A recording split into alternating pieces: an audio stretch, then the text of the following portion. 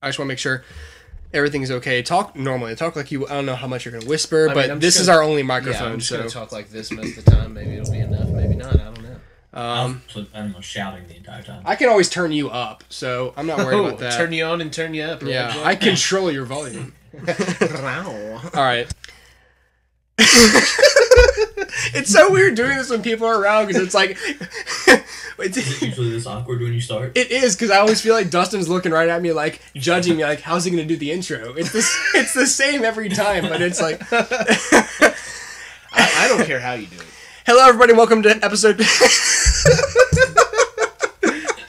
It's gonna be a lot of editing. Alright. Hello, everybody, welcome to episode 15 of the HooperCast. I'm Connor Dempsey again. You should know that unless you have amnesia or some other disease where you forget names and... things like that. Wow. And if you do, I'm sorry. I feel bad for you. I hope that you get better. But you probably won't remember him feeling bad for you, so it doesn't matter. That's true. I'm here today with two new guests to the HooperCast. Sam Darby is here in studio with me. My first in studio guest. Oh, really? Well, Tara, but right. She kind of just pops in and out. So I'm like your you're the first featured in studio guest. That's true. Yes, that's true. I'm kind of a big deal. I don't like to brag about it. Well, and then you could attribute Tara to nepotism since we're engaged. So right. So you're the first one that I'm not romantically involved with. Well, that's been being. That's debatable. Well, and also joining us via Skype is Jack Conwell, or as my phone pronounces your name is Jackington Conwellington. I don't know what to say about that. Well, your saved to my phone obviously is Jackington. I don't want to explain it to everybody. It's just a thing I called him when we were kids, and then I say when we were kids, but I still do it. So since we were kids, and then I added the Inkton to your last name, and so I put you in my phone as Jackington Conwellington. And so then I started playing around with the voice feature on my phone, like, call this person. And it's like, calling Jackington, Conwellington. I said, no, that's not. Oh, that's funnier, I think, actually. It sounds like you're calling, like, a deep middle of Africa nation. Jackington, Conwellington. You're calling Joseph Kony's. Oh, dear. He's set up for himself. Okay, now, I told Dustin about this. Do y'all know that guy got arrested who made the video? Yeah. For having his...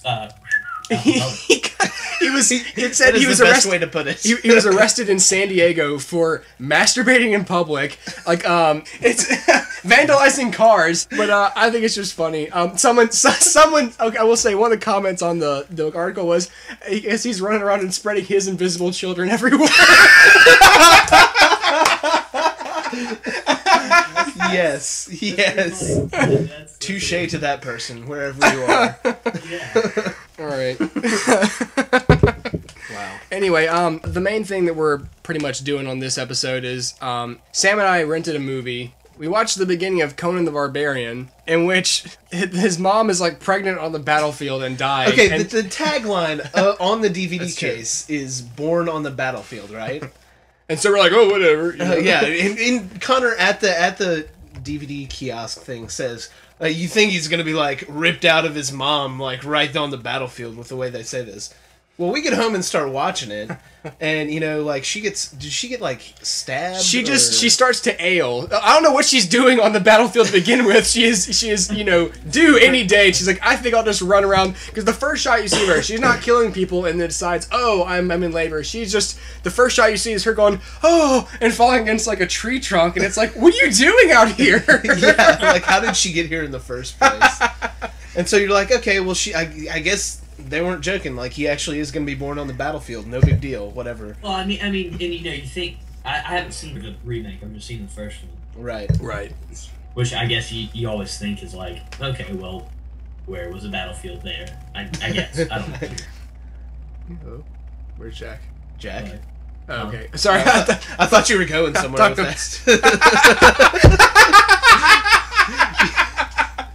You just stopped talking, and I was ready for more. I don't know what happened. Okay. Well, anyway, she's like, who's the actor that plays her husband? Conan's dad is played by Ron Perlman. So Ron Perlman's like fighting people, and he's like, oh God, my wife's dying. And she's like, I want to see my son before I die. And so he's like, all right, and pulls out a dagger and cuts her stomach open and pulls the baby out. And she's like, name him Conan. And then she dies. And then he takes it. The best part, he goes circle of life on us, a la Lion King, and takes this baby and just holds it up, and with the sun in the background, and goes, "Aah!" Like, he screams. And I can't wait. And like, this is where in real life someone would go, "Oh, he's vulnerable," and shoot him with an arrow. Shoot him. He drops the baby. Movie over. Like, in scene. It seems like it would be like a good part for like, I'll steal the child, I'll kill him, steal the child, raise him as my own, and make him slaughter his own people. Yeah, exactly. That's what a Bond villain would do if he was on the battlefield. Like, here's a good idea. There was a guy with an eye patch. No, yeah, there was. So we stopped watching that because we were like, okay, it started to get slow, and we were like, whatever, so we're going to watch Final Destination 5. So it starts off with the obligatory, like, here's all the kids, here's the main cast, blah, blah, blah. They all, like... School kids, woo! No, they're like, they're adults. They're like, they were just, like... They're like out of 24. College, yeah, like... Who they all were working, and like one of them was an intern, so she still was in college or something like that. We're 20-somethings, woo! Yeah, and so they work at this company. I don't even know what they do. It's really not. I don't even think they ever explained what the company did. It's not important, except that their company has both a sales wing, like for them to be in cubicles, but it also has a large, dangerous foundry, like, like on the other end of the building. It's like there's a warehouse and then there's sales. So. Don't know what they're making in the warehouse, but there's a lot of hydraulics. There's a lot of hooks and machines. A lot of stuff going on. It's like a meat hook metal smelting slash. I kept thinking of that level in Tony. Industrial complex where they do direct on-site sales. Yeah, but sure. I have no idea. Okay, I don't think they ever said. But they're all getting on a bus to go on a company retreat. So they're crossing. I don't know, the North. What's the North Bay Bridge? Where do they live? Is that an actual place, or is it just the North Bay Bridge?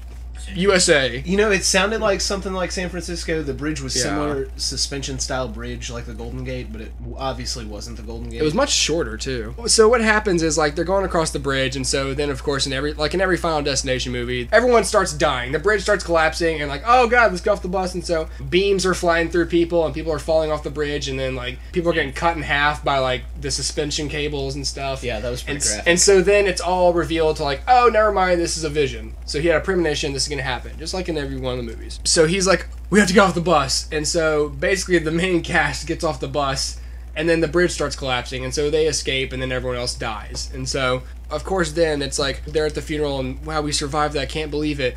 One of them dies, by strange circumstances. And then they're like, wow, that sucks too. And then one of their other friends dies, and they're like, what's going on? And then basically the whole plot is that since they cheated death is hunting them down and causing them to die because they shouldn't have survived in the first place. Which, I'll go ahead and say, is a plot hole in itself, because if they survived in the first place, but they weren't supposed to survive, it was the whole point of this movie, except to watch people die in extreme ways. But I think that's the point of the entire series. Yeah, I think so as well.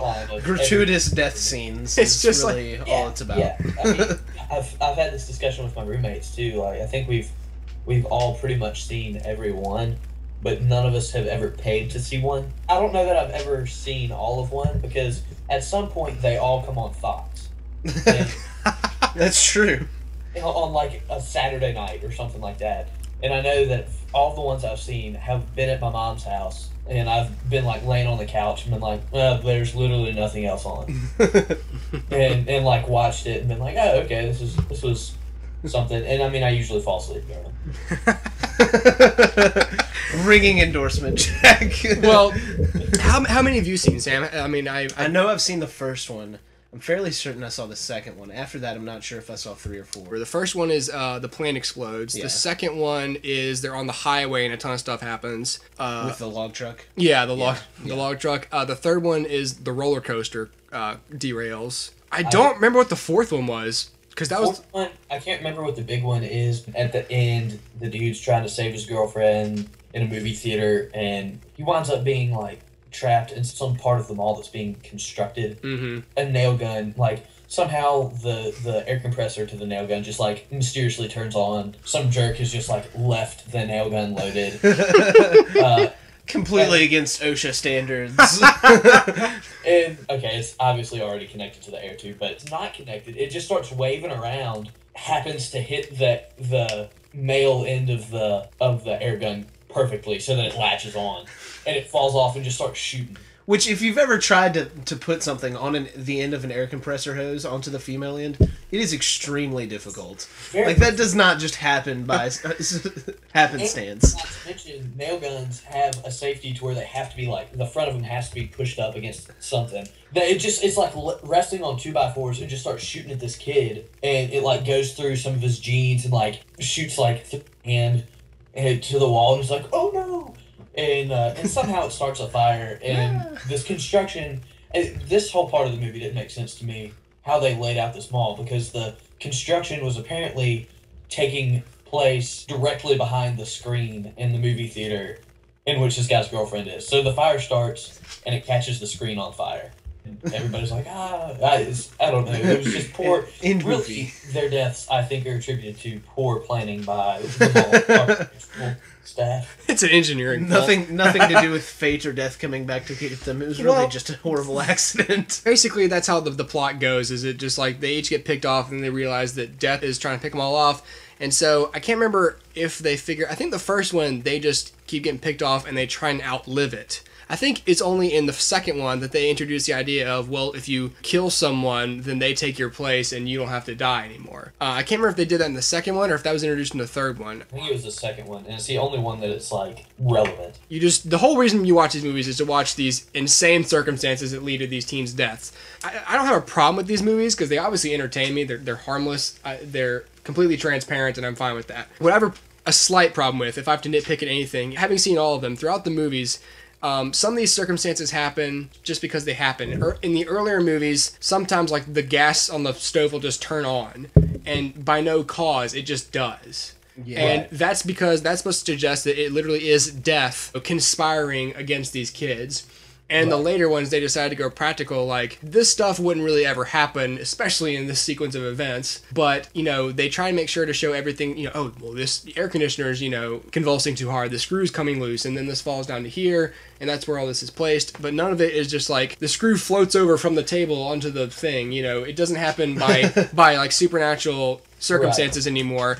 I don't really care about that too much, but I wish they would pick one or the other, so at least there's a consistent I can see how it's a little inconsistent that way, but I don't think really they care. I don't either. If I were to pick something about the movie that could use some consistency, I mean, I will say what you will about these movies, but they're fairly consistent. They always deliver, and well, and I feel like they always get actors that look fairly similar. At least the same. It's all the same type of. Nondescript young 20-something. Yes. Who can't really act like the main character of this movie. And I can't really remember with the other ones, but I feel like it's the same way as goes most horror films. There's always one token black guy, as there was in this one. And I don't understand this too. I think this is a little weird. All the white people were working up in the office, but the one black guy, he was in charge of the shop, the manufacturing part. Like, what is that supposed to suggest? They put him in charge. Yeah, he was in charge, but like he was getting constantly undercut by like the more experienced workers in the factory.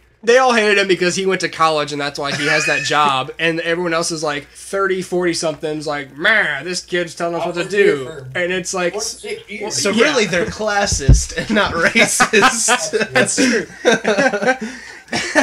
And I remember there is always like a token black guy because I can't remember which one it is. It's like that first year in college. The white dude, main character, goes to visit his best friend, who of course is the token black guy, who's like just seen his girlfriend killed or something. And he's like working out in the weight room, and the dude starts looking around, and he sees all these like really unsafe things in the weight room. Yes. You think he'd just be like, "Wait, hold on, everybody, stop! There's some serious safety issues here. Go to the head coach, and let's talk about this."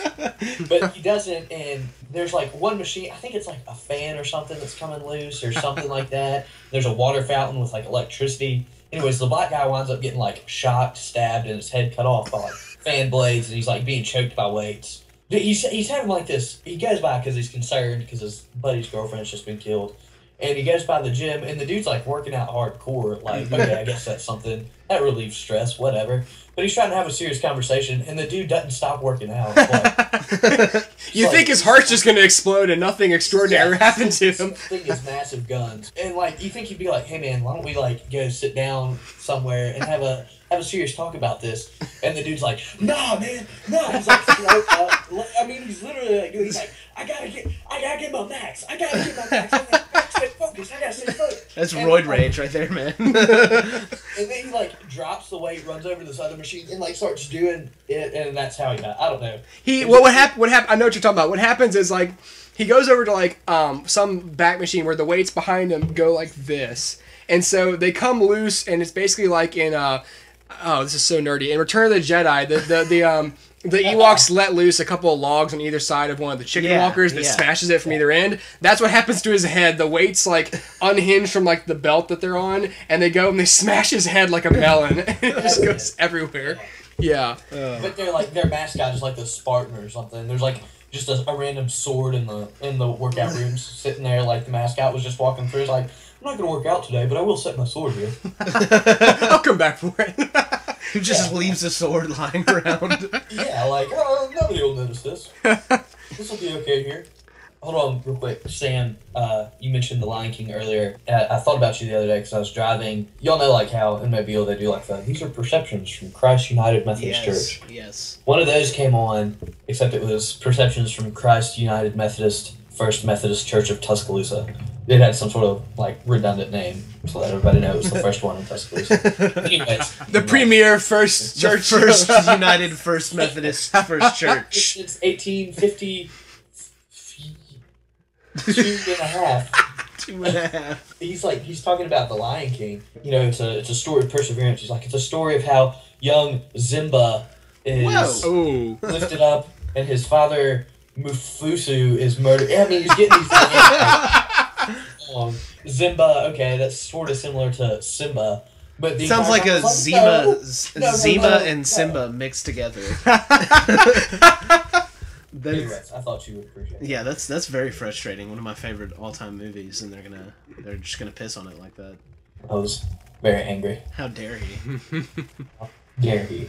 Yeah, basically my whole impression of the movie itself was that it was pretty entertaining. You know, during the whole thing, I was so tense. Yeah, because they show you a scene, and of course, you know, after the first vision and deaths, you know, it's just a snowball from there. Mm-hmm. But like every scene, they've got wind blows the candles and the flames flicker, or the lights kind of dim, or there's always some sort of something that they focus on just to make you aware that, you know, shit could go down any minute now. And you better be ready for it. Some sort of like omen or something. Yeah. It's just like, hey, people are about to die now. And see, that's the thing at the very beginning of the movie. Before his vision, they all get on the bus to go to, what is it? The company retreat, right? And the first thing he does right before he gets on the bus is there's a little sign at the very front, right by the steps onto the bus, and it says "Watch your step," and it focuses in on that, and he's like all focused in on it, and it zooms in on his face, and you're like, really? And watch your step? Yeah, he's what we're focusing on. He's looking at like, what does it mean? And it's like, it means watch your step. Just be careful don't on the fall bus. Getting onto the bus. It's we don't want any lawsuits. Yeah. I better watch my step. Okay, don't overthink it. Just get on the bus, please, so we can leave. It does not show him getting on the bus. So I wonder if, like, in between he goes, oh, crap. I fell, I skinned my knee. Yeah, like falls. It already shows he gets cut so easily. He cuts his thumb on, like, this little piece of... and his thumb's like... like, wow. Squirting blood. Bad did you cut your thumb, dude? Are you anemic, man? You should go get checked out. Be careful. There's so many times where people get cut on their fingers in this movie, and so Sam says, I bet one of them's gonna get, like, hepatitis and die, like, 10 years from now, or something. Slow but sure, man. Slow but sure. It's just... What did you think of the movie? Did you like it? Oh yeah, I mean it was entertaining. I wouldn't necessarily say it was quality by any like strict standards, but I mean it was good visually, and the effects were good for the most part, and obviously it was entertaining. It's just that type of movie where it goes for shock value, maybe a little gore, and I mean you should know what you're getting into when you watch one of these movies. It's going to be like that.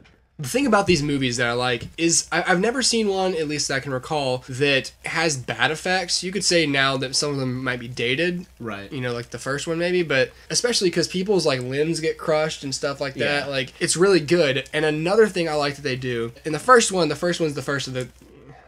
Duh. The first one is the first time the audience has seen this concept where it's just they're dying in inexplicable ways, and the second one it's like, okay, you want more of that, just kind of bigger, better stuff, and the third one's like, okay, they've seen the first kind done better, we have to change it up a little bit, and so over the course of the movies they've started messing with your expectations. This person might die this way, and this is what you saw in the trailer, but then they die a completely different way in the same scene. Right. We saw that in this movie. Right. It's good. I like how because they know that you're familiar with the concept. They know that a couple of the characters are going to live probably, so they know the only way they can surprise you is to maybe mess with your expectations, and they do that pretty well. The series as a whole does well is that so many horror movies take themselves a little more seriously than they should. Right. And it's something that this series hasn't done. I think they, when I imagine these guys sitting down to write it, I think they, they're all walking in like, hey, how can we kill somebody today? I think they have fun with it, and I think that reflects in the movies themselves. They don't take themselves too seriously. And none of it ever seems like forced. Like they really had to stretch to come up with something. Like they don't make it outlandish, so they don't. It's creative, very creative. The only thing that, if any of it seems strained, it's just tension, because like there are parts where he's walking in and they're like a gymnastics gym, and whereas in a normal movie you'd be like, oh, she does gymnastics, in this one you're like, oh, she does gymnastics. There's so much can happen, Exactly. and you never think like, oh, of course she does gymnastics because now she can get in a horrible accident. It's like, oh, this is a pretty normal activity, but because of the circumstances something's going to happen. It do a sweet dismount off that. Well, she tried. As a matter of fact, Jack, we'll get to that. I don't know how to rate the movie. First of all, it doesn't matter how we rate it. It's out for rent, so that means people already have bought it who are going to buy it. I'll just say, if you haven't watched the movie or the series, I'm not condoning a sick satisfaction with watching people die, or am I? I'm not not real people. Not real people. Just actors. That's a different thing. But I feel like this is a series that's done pretty well, and for 5 movies in, they've done okay. I don't want to get into a big discussion about this, but I liken it to the Fast and the Furious franchise, where at a certain point it probably got a little ridiculous, but they said, look, if we want to keep this going, you have to at least acknowledge what you are. And once the Fast and the Furious recognized what kind of movies they were, they felt no shame in just doing whatever, if you are honest with yourself, and that's what they've done. They know what kind of movie they are, they know how to still deliver to the audiences and do it well. And this movie, I don't remember what it made. Clearly people have an interest to see it because they're still making them. Yeah. I think it's a good, absolutely no strings attached. We've all been in that situation where you're like, hey, what movie should I go see? And you really, you don't want to get into like anything like a serious comedy, or like a Will Ferrell style comedy, or that you're just going to be exhausted at the end of. You don't want to go see like a serious movie or anything like that. You want to go see the girl with the dragon tattoo, perhaps. Yeah, you want to be visually stimulated for. Yeah, this is something you could sit around and have conversation during, and the film talking to buddies and not matter. The film is very clear when you should pay attention. It's good about that. There's no way you can be bored during this movie. I just don't see how it can happen. Speaking of the money made, first of all, this movie earned a 60% on Rotten Tomatoes, which is pretty fair these days, but especially for a movie like this. The budget was $40 million, and for the box office, it took home $157.8 million. Nice. Pretty penny. So, yeah, they'll definitely make another one. Like, this movie, regardless, makes money for Warner Brothers and New Line, and Warner Brothers can use the money right now since they don't have Harry Potter anymore. One thing I want to get into about Final Destination is Sam came up with an idea for us to pick a favorite death of the movie. Should we mention how they all died before this? Or after? I can think we can run through the bridge deaths. Now, let's clarify the characters. There's oh crap. Okay, there's Candace, who is the gymnast. There's Isaac, the talkative. I don't know if he actually is, but he pretends to be this ladies' man. He's always on the phone with. Yeah, he's on the phone with someone, which you can decide for yourself if he's actually on the phone with anybody, or if he just walks around pretending like he's on the phone with some like supermodel. Isaac, who looks suspiciously like the Sprint guy. Can you hear me now? Good. Yeah. And he's always on his phone, and so I thought, I wonder if he uses Sprint. Very interesting. So there's him. There's Olivia, what we call the hipster goth. Yeah, she didn't know what she was aside from a whore. Yeah.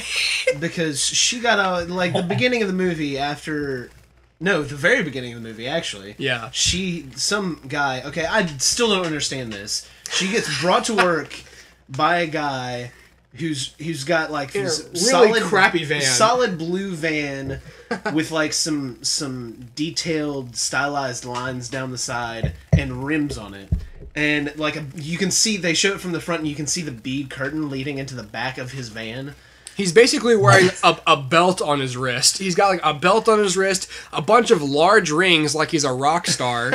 And she gets out of the front seat of the passenger seat of the van, and is wearing next to nothing. She's got like a very loose shirt on, fishnets. Like you can see her bra and half of her cleavage hanging out, and she showed up to work like this. Oh yeah, straight to work. Well, to the retreat, to be fair. Right, but still, it's Whatever. work. She's not dressed professionally, and she gets out of the car. She turns around and talks to the guy.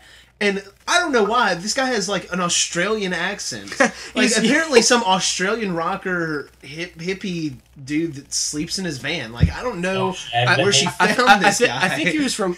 Not to be a snob. I think he was from London. But regardless, he was a foreign man. He's a foreign guy who is in America, is presumably poor, and sleeps in his van. And the only appeal that he holds to this girl is maybe he's sort of a musician. Yeah. I just want to throw this out there that not every person with a foreign accent wearing a lot of rings living in a van is Russell Brand, Connor. No, I swear his accent was who cares where he's from? It doesn't matter. But regardless, she gets out and starts talking to this other girl, the first girl that dies. This girl makes some comment about her being fat, which neither of them are really fat. None of their actresses. Yeah. Candace is like Olivia's the whore, and then Candace is like something about being fat, and it's like, okay, Candace is taller than you, leaner than you, and you're like, and she's wearing a midriff revealing shirt that clearly shows that she is in shape. Yeah. And like she wasn't like overweight or anything, but it's like you're definitely not in a position to be bad mouthing this girl. Yeah, in terms of her weight. Anyway, but she so. Which one's the whore? Olivia, is that right? She literally, this is in the parking lot of. She's not proven to be a whore, but I don't care. She's the alleged whore. She acts like a whore. She gets in the middle of this parking lot where they're getting ready to go. She rips off her top and standing there in her bra, and she's like, after she's been called fat, she rips off her top and she goes, "They're called boobs, honey," or something like that. Like, what? And he just walks away, and it's like, oh. All right. What? I don't know a lot of people that are just stripping down to their skivvies at work, but she's down to do it. So I guess that's why I assume she's down for a lot. How can I apply there then? Yeah. I was saying you could argue that. No, I'm surprised some dude just didn't pop out and be like, "Explain further." Okay, but let's go through the. There's Olivia, and then there's Nathan. I had to specify the black guy because I forgot everyone's names. But there's Nathan, and then there's Dennis, who's their boss, played by David Koechner. If you remember, he's Champ Kind in Anchorman. There's Dennis, and I didn't write down the other ones, but then there's the two main ones.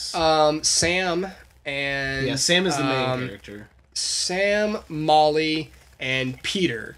Peter's dating Candace. Molly broke up with Sam, but now they're back together. Their breakup is really not even contributing to the plot. Period. Not really. No, they bring it up like it's gonna. They literally get back together in the first 20 minutes, and it's like, why'd you even... Whatever. When they had the vision on the bridge, I'm trying to remember the order they die in. I'm going to go by this, because the first person to die is Candace. And what happens is they get out of the bus, and all the concrete's starting to crack around them, and the very middle of the bridge is falling out, and she for some reason, runs to the very edge of the bridge and then grabs onto something on the wrong side of where it's splitting from where all the people that she's at. And so she like holds onto the edge for a minute and then falls onto she falls like a far distance, and then she gets shish kebabbed by the sail of a sailboat. Yes, she lands on the mast, on the top of the mast. And it's a very detailed like skewer. It's like not only does she get impaled, but like some intestines, but like her stomach pops out. Yeah. Like oh, that's interesting and realistic. Yeah. So that happens, and then Isaac is in the bathroom of the bus talking on the phone. So he's the only one still on the bus. He comes out of the bathroom and goes, "Oh my god!" And the bus, goes nose down, falls to the river. And so on the way down, he's falling through the seats, and then he falls up to the front plate of the glass, and then he hits the water. Not really a very gruesome death in the scheme of these deaths. Definitely not. But you could tell it was not going to end well for him. So at a certain point, there's a big gap in the bridge, and so it's connected by a couple of the beams, and so they're trying to help people across. So, so Sam helps Molly across, and then after helping Molly across, Sam tries to help Olivia across. She's going across, and then like she's got her glasses got knocked off. And Olivia is the whore. And she's trying to make her way across, but it's across like just a beam, and so she can't stand up and make it across, and she falls over. She's kind of crawling like on her stomach across, and then eventually the bridge just kind of collapses a little more. Like it falls probably about 3 feet, but it shifts so far that she falls and hits the concrete where the suspension bridge. No, she doesn't hit that. She No, you don't. Smells Sam. So what happens is he is here though. That's weird. Y'all smell the same. Well, hi. Oh, hey, what's up, Pete? What's up? That's strange. What are y'all doing? Podcasting. Oh, nice. Hey, podcast. Hello. I speak for the podcast. I'm the spokesman. So no, that's not her.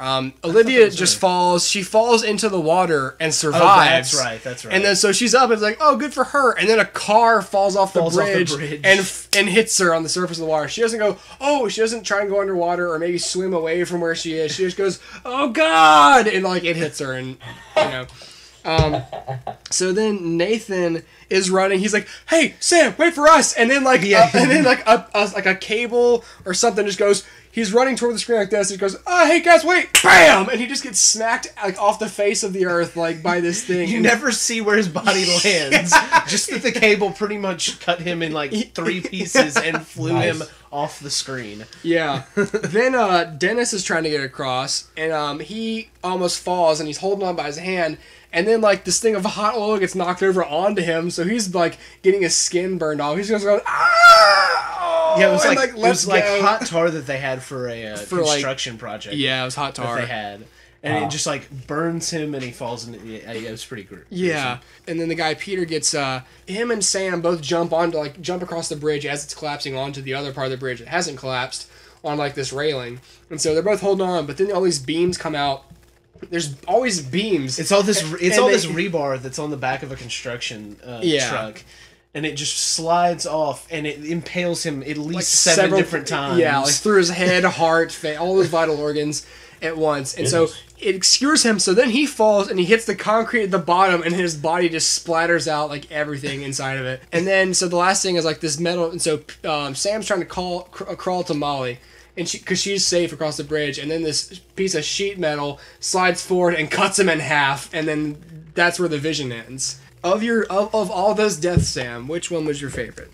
The first one, the girl that got impaled by the yacht, the mast sailboat. Just because I don't know if I was really expecting the way it was filmed. I will say it probably had a lot to do with it, because the way it was filmed is it's. Picture like you're falling down, but you're above her. She's falling with her back towards the water, just almost flailing and reaching upward. Her body obscures the sailboat beneath her. And so you don't really know that you think she's going to hit the water, but then the sail just comes through her stomach so abruptly that it's pretty surprising. Yeah. Like, you knew she was going to hit, but since you can see the surface of the water and it's so far away, you thought she'll hit in a few seconds, not immediately, you know? Yeah, and I mean, you see part of the boat, but you don't realize, you can't tell that it's a sailboat and then it has that sticking out. You just see, like, sort of a boat. You see something under, yeah. But you there's no telling, and then it just happens. You're not ready for it. Yeah, yeah, it is. It is abrupt. Mine, I'm so conflicted. Okay, I'm going to go and cross Olivia's off, because then she gets hit by the car, and it's like, that could have been avoided. Yeah. Which is, Connor says during the movie, why doesn't she just swim away from the bridge if she makes it down there alive? First of all, I realize I just survived a fall from a bridge. That's awesome. I'll think about that later when I survive. Right now, I'm going to get away from all the falling debris that's probably going to be falling into the water under me, such as the bridge itself. I'm going to swim away from this obstruction. She's like, oh, I'm alive. Oh, a car. You know. I'm dead. Yeah. Oh, I'm dead. I'm going to go with Dennis. The hot tar, because he died. Because you think is he the one that explodes? No. He for a long. Well, it's either that or Peter, because he gets like skewered, and you think that's it, and then his body falls, and then hits, and then like busts open. See, that was gonna be mine. Yeah, just from the description, you think that's the best one. I think that it was pretty gruesome. Yeah. It's like only half his body hit, so they got this nice spray blood pattern one direction. You just picture if, like, from really far up, like you're on the 10th floor of a building, and you throw like a red paint can down to the floor, and you can't see the paint can hit, but you just see all the paint appear. That's exactly what it looked like. Nice. Okay, now for the real deaths. So at this point, spoilers, obviously. I don't care about spoiling the bridge because those aren't real deaths, but these are the real deaths. So they obviously die in the order that they died in the vision. So Candace dies first. Candace is a gymnast, so she's this super tense scene where she's doing her warm-up and she's all nervous, and before the routine she's playing with this rubber band because it's like her good luck charm, and it breaks, and it's like, oh. And, you know it's gonna go bad. And so she's doing this whole like routine on like the balance beam. And we'll say this to what's her boyfriend's name? Peter. Peter is he comes to watch her practice, and she's very nervous about it. Expresses how nervous she is, and he's like, "No, don't worry about it. You'll be fine." Mm-hmm. And later this becomes relevant because he eventually feels like if he hadn't encouraged her, maybe she would still be alive. But that's later. It's not that big of a deal. Yeah, That's what happens. So basically, so she's doing this whole routine on the balance beam, and so a screw falls down from the air conditioner onto the balance beam because it's like overworking itself, and there's fans everywhere on the bottom to keep everyone warm or cool. Yeah, there's fire on the bottom. That's plausible. Yeah, I mean the AC was not up, so they had a bunch of fans and all this stuff cranked up. So the screw falls down and hits the balance beam, and just when it bounces, it just goes straight up and then lands sharp side up on the balance beam. So you know that no one's gonna die by being impaled on this thing because it's a little screw. It can't. There's no way it could kill you. She's dancing around on it, and she nearly is missing stepping on it a ton of times, and so you're like, oh, God, stop. And so she finally dismounts, and it's like, oh, all right then. So then she goes... In the meantime, while she's been on the balance beam, this water has been dripping from the air conditioner above. Onto near a bare wire, connecting the fan to the outlet. Yeah. And so it's obvious, like, this is an electrocution hazard. You expect her, if she does make it off without stepping on the screw, she's going to get electrocuted. Well, she dismounts, and then right as the water is about to touch her foot, she drops her towel, and it stops it. Yeah. So she goes over, it's like, okay, now it's time for, like, the uneven bars. The uneven bars. And so, okay, so she starts doing that routine. And I'll give props to the actress, because she was actually a gymnast, because it was her doing all this. Yeah, it was. I was impressed. I was like, cool, it wasn't like this crappy, stunt double thing. It's just like, oh yeah, I do gymnastics all the time. All right, that's cool. That's really cool. And so then someone else gets on the balance beam, and so they're doing it. So she steps on the screw and goes, oh God, and falls off or whatever, and hits like the powder bowl. So the powder is going on to the powder flies into the path of the fan, and the fan blows it all over to like the uneven bars. She's like, oh God, I can't see. And so she dismounts like an idiot and falls, and like the way she flips around and does not land on her feet, obviously, and snaps her spine and dies in half. Like, yeah. Okay, this is Oh my god! like, so all this chalk is flying. And this is all right? I'll say this, it is all in camera. It jumps and you expect them to cut closer for the death. That's what I mean with the effects being good, because a person's flying all in one shot, just like breaks in half. Yeah, it wasn't like cut to or anything. Mm-hmm. And so, but like she's like on it, and she's doing this rotations on the bar, and like all the chalk is getting blown into her face, and she's coughing. And at this point, I'm like, you should probably just stop. Yeah, hold on to the bar. Hold on, and just get down. Like this chalk going into your lungs is not the worst thing that could happen. Yeah, like, yeah. She just decides to forget all of her training and freaks out. Let's go with the bar, and I have to, like, I don't understand exactly how she landed, because like her face and torso was towards the ground. Hit first, and then like her spine, I think, snapped out the front of her. Her spine comes out like in two different places. It came because it came out like right by her neck, and then I don't know where the rest of it went. Yeah. And like her legs were folded over on top of her, and it was pretty graphic. Yeah, and so since it's the first one, because there's no way you could have known. You forget about the chalk bowl, because they show it maybe once, but they don't show it in like, they don't dolly up to it going chalk bowl. They just yeah. It's not one of the several things that they looked at like several times. Yeah, like this is a hazard. This could kill you. But that's what I mean about messing with your expectations. They show the electric thing over and over again because you think that's going to be it, and it doesn't happen that way. It doesn't happen. The screw is just a little thing, and it just leads to something you don't even see coming, and that's why it was good. It's a good execution. So there's that. That's something they do good in all the movies too. Yeah, but they've gotten very good at keeping it fresh and original. Yeah. Isaac, the guy on the phone, so he goes into like this massage parlor, and basically through a bunch of circumstances gets acupuncture done. And you're not supposed to have your cell phone on during the thing, so his cell phone's across the room next to this candle. And so he's like, oh, and he falls off the table through certain circumstances. Yeah, he was sitting there, and the ash from like an incense fell onto a book. It fell into the cloth that had the alcohol on it that she used to sterilize him. Yeah, to sterilize him and the needles. So that gets caught on fire, and he's in there yelling for help. But as he priorly notes before they walk in, because he's looking for a quote unquote special massage with a quote unquote happy ending. Because okay, and this, just to give you an idea of how much of a skis-ball this guy is, he's supposedly always on the phone, but like they show him in the office going around to people's desks that have died previously, who died on the bus, who didn't get off the bus and off the bridge, that were in the office that just weren't main characters. And he goes through their desks. He's like taking their change. And he takes a coupon, which leads him to go to this massage parlor. Yeah, he goes like, Robert, what you got here? And it's like it's a coupon for like a free massage. He goes, all right, and so he goes straight there. Like I don't have anything else to do. Skips work. Yeah, exactly. Well, to be fair, everyone else is like sitting around drinking scotch and beer on the job. It's like whatever, like they are at this point they are 18 bodies short of their company. They cannot afford to fall behind at this point, and no one seems to be doing any work. Whatever, let's just get hammered. It's like, well, that's the easiest way to lose your job. You're behind on work, and then you just blow off work. Way to go. But anyway, he's trying to yell for help or get out of the room or something, and the table, a screw or something comes loose and halfway breaks, and when it breaks, he tries to catch himself, but he falls to the ground and has like at least half the needles embedded a couple inches into him.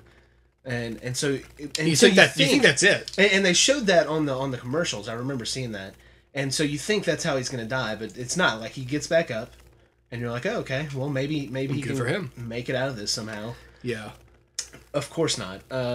So what is it? Like, the alcohol falls over and the alcohol I forgot. Basically, for some reason, the situations arise where alcohol is all over the floor. Yeah, just like, it was a big jug that she had. Yeah. It tumped over and was everywhere all over. His phone vibrates from a call or a text. Not a text. From a call. And it vibrates, and then the candle it's next to, because of the vibration, it's on the edge of the counter, falls over, lights the whole floor on fire, and you think, well, he's going to burn to death. But it's right over by the door, and it's like, oh, he's safe, because that part's not wet. But he's under like these shelves that have more candles and stuff, and I thought the candles are going to fall in from there. it's a little bit of foreshadowing because he's like, oh, look at this Buddha, blah, blah, blah, blah, like ignorant Chinese stuff. Yeah, he rubs the Buddha's belly as he walks into this. Yeah, slow down on the rice patties. And then so this Buddha, I didn't realize how heavy it was, but this Buddha was as heavy as a bowling ball apparently, because it falls off the shelf and smashes his head completely. Completely crushes his skull.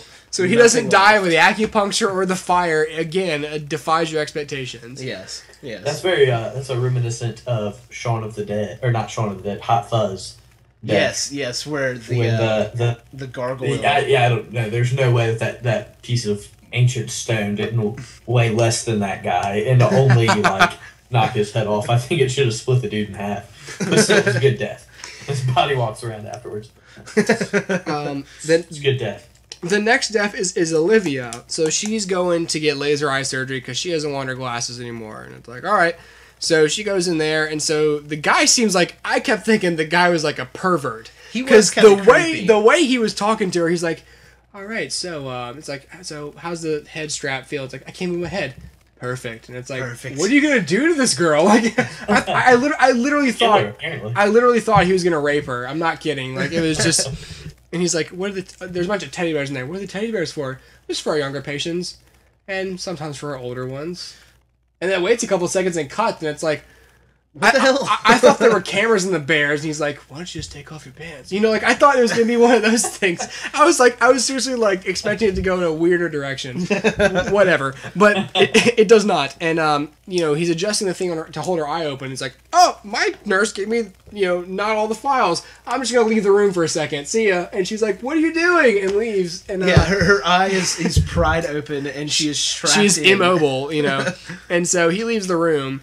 And so her cup is on top of the water cooler in the other room that share a wall with the room she's in now. So it falls onto like the plug of the thing and it clicks, and so on the other side it's connected to a thing that somehow makes the temperature of the laser go up. Yeah, somehow surges and turns on the laser. This is literally probably the least believable of the circumstances, I'd say. This part, but how she actually dies. Yes, okay, so it heats up the laser.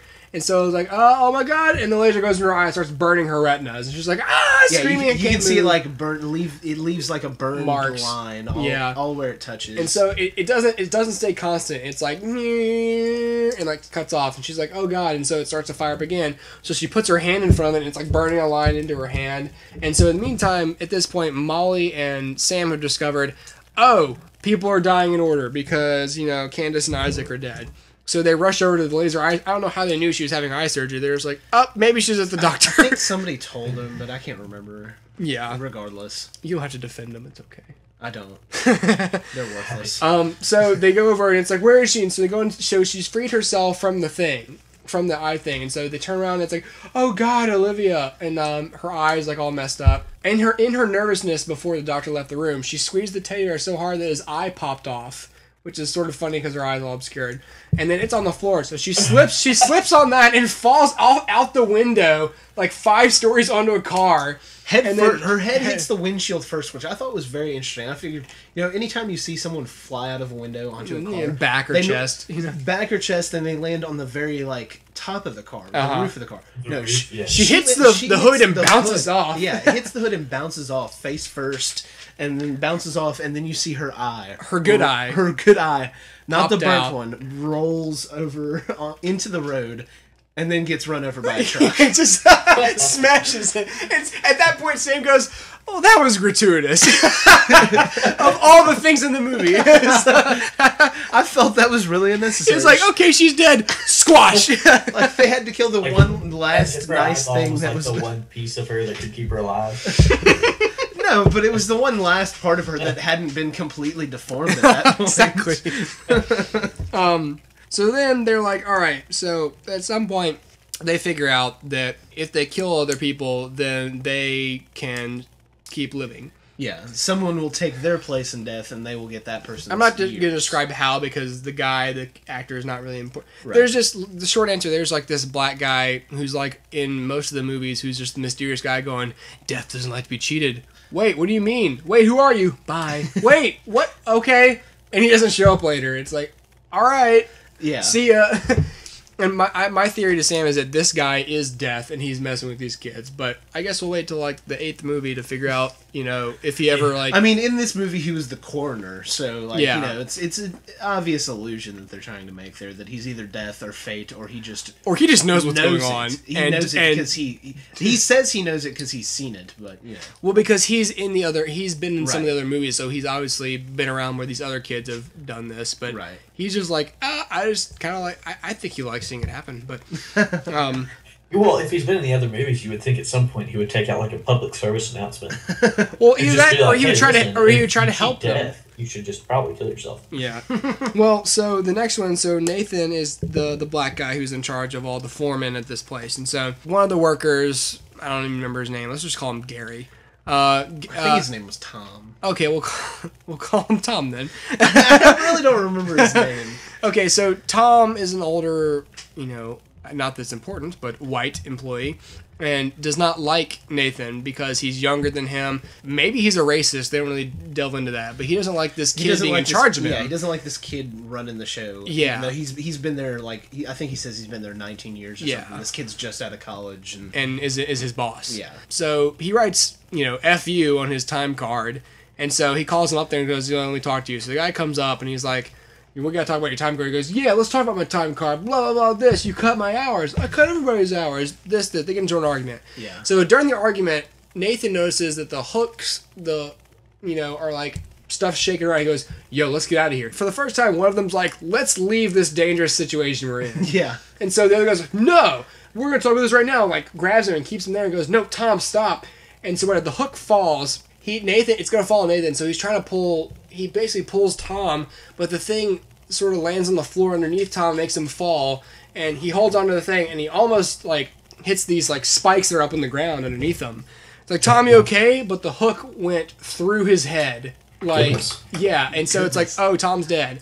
And so at that, not only does the hook go through his head, you see his body suspended above these spikes that you expected him to fall on, and you're like, oh, okay, he survived. And then you see blood dripping down onto the spikes, and you're like, okay, obviously he didn't. It pans up and shows the hook going through like his chin and everything through his head, and then it sits there for a second and shifts, and his body shifts, and the end of the hook comes out the top of his head.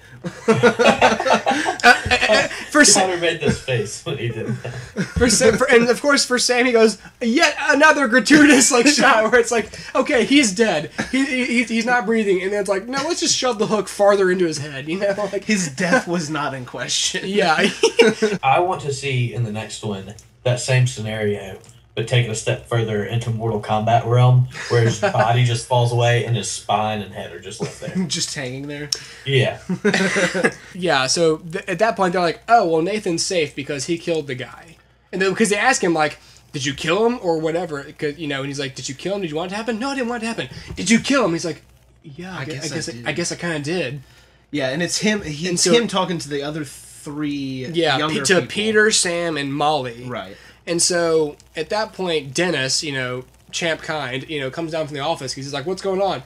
And so it has skipped Nathan. So they're like, "Who's the next person to die?" Yeah, they asked Sam, who's the next person to die? This wrench falls into this moving conveyor belt that launches this wrench into David Koechner's face, and he dies instantly and falls to the ground. And there's blood everywhere. And they're like, "Oh, Dennis was the next one to die." And Nathan just goes, "Yeah, no shit." They're all covered in his blood. You think?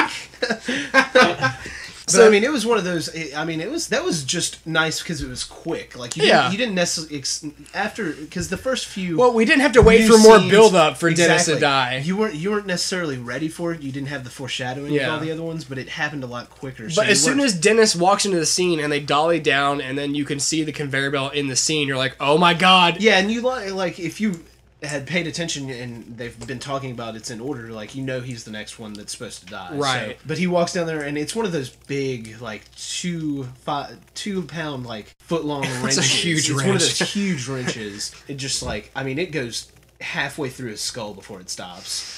There's the nice chunk. It smashes halfway through his head, maybe to right. It's through here is all just gone. And so at that point, Peter decides hey, if I kill people, then why? Because they point out Molly lives. Molly in the vision does not die. And he's like, why does she get to live? I don't want to spoil the ending. It's really not important. Well, we gotta go through the death of what's his name, Dennis. Peter? Or Peter, yeah, Peter. He is killed though. Well, he's killed, but You could do he, it. this is why it was important earlier that he was dating the gymnast, is that he freaks out and comes to the restaurant with Sam and Molly, and he asks Molly, well, did she deserve to die? Do me and Sam deserve to die? And she was like, no. He's like, then what makes you deserve to live or whatever? And Yeah, how come he's you got get to live? he's got a gun, and they get in a fight in this restaurant. And long story short, he's trying to kill Molly, and he like takes out Sam, like knocks him out or something. And this FBI agent or something that's been trying to help him the whole time, or well, sort of help him. He thought He basically thinks that Sam is a terrorist who engineered the bridge blow up because of the fact that he knew it was going to happen and warned everybody. Goes, how'd you know it was going to happen? It's like, I had a vision. He goes, yeah, whatever, you're a terrorist. And it's like, dude, just leave me alone, please. Like, it was an accident. Fairly direct approach. Yeah, Yeah, like, but I mean, you're a terrorist. this cop was like outside watching the building and everything, so he sees them. He like the gun clearly has no life. Like, yeah, but like he walks in and he's trying to find out what's going on, and he sees Molly, and she thinks that it's Dennis, and she's like, oh, thank God, and then Dennis is right behind him and shoots him. Peter. Yeah, Peter. Peter. Why do I keep calling him Dennis? Who's I don't Dennis? know. I don't know. The boss. Dennis is the boss. Okay, Peter with the wrench. Yeah. Sorry. Anyway, Peter shoots him in the back, and so he's like, "Oh well, you know, now that I've killed somebody that hasn't deserved to die, it'll skip me." And she's like, "Okay, well that's fine. We just need to leave, whatever." And he's like, "No, we can't leave now. You watched me murder a federal agent." And so he still tries to kill her, and he's trying to kill her, and Sam comes up with a like rotisserie chicken skewer, and just spears him through the back, and like you see all these spikes go through him. It was pretty impressive. Yeah, he was pretty good. So I don't want to spoil the ending. You just need to know that Peter and Molly, Sam and Molly die. Like you think they're safe, and at the end they die. But it ties into the first movie. Is all I'll say. I'll say like super spoiler section here. Because I do want to tell people who don't care or already know what's going on. So they're going to the airport to go to Paris. Yeah, because where Sam has a job. Like an apprenticeship or a restaurant. And so I'm like, oh, well, at the end of the last movie, they all ended up dying still. So they'll all die here. But wait, they died with a plane. But in the first movie, everybody died on a plane. Why would they repeat that? Wait a minute. And so they're on the plane, and there's a ruckus on one of the other rows. And it's like, they're carrying out these two kids, and it's like, get off the plane, but everyone's gonna die, the plane's gonna blow up. And then I remembered, because that's how the first movie begins. The guy has the vision of the plane blowing up, and everyone dies, and so he says, everyone's gonna die, the plane's gonna blow up. And so of course the air marshals are like, get off the plane. Yeah. And so they take him and his friend and all of their friends off the plane. And Sam he looks at his boarding ticket, pass. and you realize it's May 13th, the year 2000, when the first movie was released. So you're like, whoa! Because you think it's like current day. And it's like, so all this stuff happened before the first guy saw the vision. So it's a huge like mind job, because you think that this happened, you know, this is the 5th time this has happened, but it's really the first time before the first time that you thought was the first time. And so you're like, what's going on? And so the guy's like, wait, who's that guy? He had a vision. So the plane takes off, and then the plane like explodes, and they all die. And it's like, whoa! And so it's just, it ties into the first movie, you know? So like, that's cool. Now when I looked at Sam, I was like, but didn't they have, and I realized there was no one texting, no smartphones, nothing in the movie indicated that it was beyond the year 2000. Like cars, nothing. And that's when I realized, and you don't notice it. Yeah, you don't notice it until he looks at the ticket and it says year 2000. You're like, what? That's why I specified that when the guy's phone vibrates, it's not from a text. It just vibrated. And you realize all their phones are flip phones. No one has a smartphone. No one has, you know... social networking. You know, Apple products, nothing. Yeah, no social networking.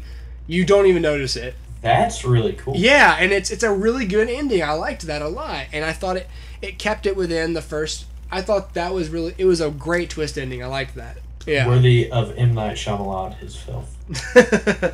Well, sure. Yeah, it was really good. I liked that. So, overall, I think the movie's great. Okay, what out of those deaths is your favorite then? Ooh. Out of the real deaths. Well, let's go with you first. Real deaths, you know, as much as it really freaked me out when I first saw it, I have to say, the first one, the gymnast, Molly, right? Molly? When she breaks her back, that is graphic, but it was my favorite probably just because it was definitely the most preventable, because she could have, she could have handled that a lot better, but after all the different ways they were leading you to believe that she was going to get killed, it really... Yeah. It was definitely the one they played with the most. I'll say this for Olivia. They made me think that they were going to burn a hole through her head. Because I had told Sam, 2 of these deaths I had actually seen on 1,000 Ways to Die, that show on Spike. And one of them was the laser eye surgery. The guy, the doctor went off to, hook up with one of his nurses, and the machine got left on, and it burned a hole through the guy's skull, and he died. And so I thought that was going to happen to her, but she falls through the window. Another one was Isaac, where it was also in 1,000 Ways to Die, where this chick was reaching for her phone. You're not supposed to have your phones on, and she fell off the table, and all the needles went into her, and one of them went through her heart, and she died that way. I thought that's how he was going to die. He didn't. He got his head crushed. Well, you thought he was going to die one way, and then you thought he was going to die another way, and then he dies a third way. Yeah. But the whole time, you basically know how Candace is going to die. I'll agree. I think Candace's death is the best one, because it's the most unexpected. Is she the gymnast? She's the gymnast. Even though you see it coming, it's still a surprise. Yeah. And I thought they did really well with that. I should also mention, spoilers again, after all the plane stuff, they cut to this bar where they're basically having, it's almost, I'd say the after party, but the after thing of Tom's death. The foreman that got hooked through the head. Yeah, and so they're all at a bar drinking, and Nathan's there, and it's like, oh, yeah, I know he was hard to work with. He goes, yeah, and he's like, funny thing, though, the doctor did the autopsy, found out he had, a burst blood vessel in his head, so he was going to die at any day. He goes, what? Which means that Nathan didn't actually kill him, which means that the guy wasn't going to live anyway. So Nathan's like, oh, and then the ceiling collapses and a big fixture falls on Nathan and crushes him. And that's how the movie ends. The plane. It was the... Was it the plane? Yeah, it was one of the engines from the plane that had blown up. Because it was after the plane blows up, and they cut to this, and just one of the engines or part of the wing comes through the building and crushes him. Right on top of him. Yeah, irony. That's cool. It was insane. And then at the very end, at during the ending credits, they had a little montage of all the deaths of all the movies. Yeah, which was really yeah, that was pretty cool. That's interesting. Mm-hmm. That was insane. God, this movie was good. I definitely think it's a solid rental. Definitely high entertainment value. Nothing that you'll get too attached to that you'll feel like you can't leave the room because it's so riveting and has a deep plot line that you have to follow, but definitely something that's entertaining that'll keep your attention and just good entertainment value. Right, yeah. That's basically it. We've been recording for a while, so that's all we really have time for. Okay. I don't even know if I'll get this down to one episode. Guys, thanks for coming on. It was a lot of fun. It was. Hey, man, thanks for having us. Yeah. By the way, this is Wednesday, March 21st, so by the time you're listening to this, it'll probably be around Saturday. And then I promise, seriously, me and Dustin will do that Sherlock episode. I just have a lot going on right now, so I'll get to it. Just chill out a little bit. Chill out a little bit. We'll get to it, but there's a lot of other stuff that's happening, so... The fact that Tara's even going to be on the show is my number one priority. Is this the first show that you've done after the big thing? Or no, you had that other show. Yeah, no, you had another one where he was like, oh, I'm engaged. Yeah. Oh, yeah, episode 12 or something. The whole last month's been a real blur for me. I've had a lot of schoolwork and crap. Been drinking. Had a lot of drinks. I wish it was that exciting. Well, with that, gentlemen, I will out-cue us. Thanks for being here, and thanks for contributing to this discussion. Jack, especially, who didn't even see the movie but had a lot to say, so I appreciate it. I'm just a wealth of knowledge, God. Don't ever sell it here. And that does it for episode 15. I'm not going to really make any promises about what episode 16 is going to be because Tara's schedule is getting busy again, so we don't know when we can do the 21 Jump Street review or not. Hopefully the next thing we'll be doing, or at least soon, will be a review of the Hunger Games that she and I want to do, and probably Dustin as well. So look forward to that, because I really am. You should all feel honored that she's going to be on the show, by the way. As honored as I do. That's right. You have to like her as much as me. and you don't. It's okay. Yeah, so I'm going to play you out right now with a GarageBand song that Sam and I composed about 5 years ago. So enjoy it, maybe. Goodbye. Goodbye.